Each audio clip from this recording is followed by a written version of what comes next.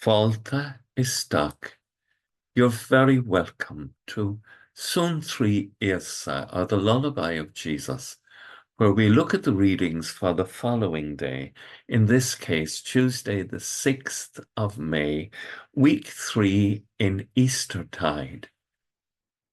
Acts 7:51 to 8, verse 1, tells the story of the martyrdom of St. Stephen and the appalling involvement in it of Saul, who will, through God's grace, become Saint Paul, the great evangelizer of the Gentiles. Stephen is addressing the elders. You are always resisting the Holy Spirit, just as your ancestors did.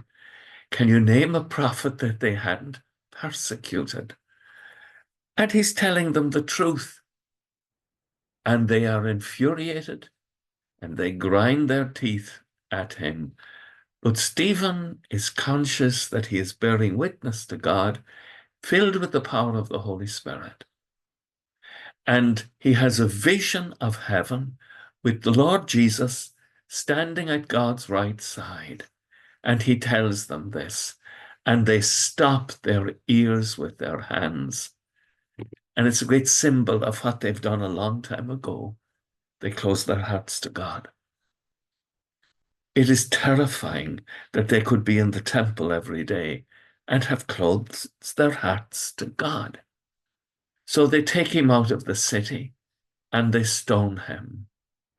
And as he dies, he says, Lord Jesus, receive my spirit, just as Jesus entrusted his spirit to God the Father.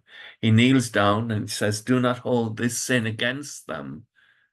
And with these words, he fell asleep. And surely these are words of grace and liberation for Saul. Luke, the genius writer, says Saul entirely approved of the killing.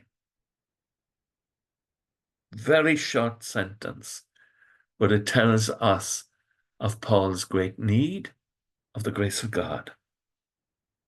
And in many ways, our own great need of the grace of God. Saul cannot see what he's doing. Often, do we see?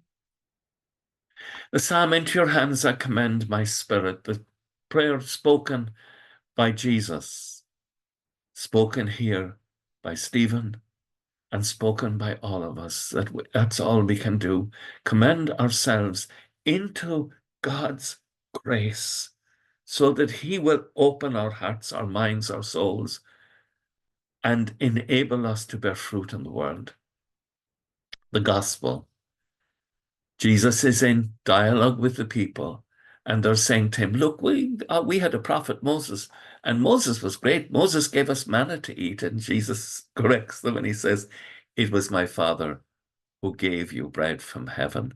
It is my Father who gives you the true bread from heaven. Now he's talking about himself. The true bread is that which comes down from heaven and gives life to the world. Our Savior, Jesus Christ. Our Savior in the Eucharist, our Savior in the Word, our Savior in the church, alive. And they say, give us that bread always. And Jesus says, openly and plainly, I am the bread of life. Whoever comes to me will never be hungry. Whoever believes in me will never thirst.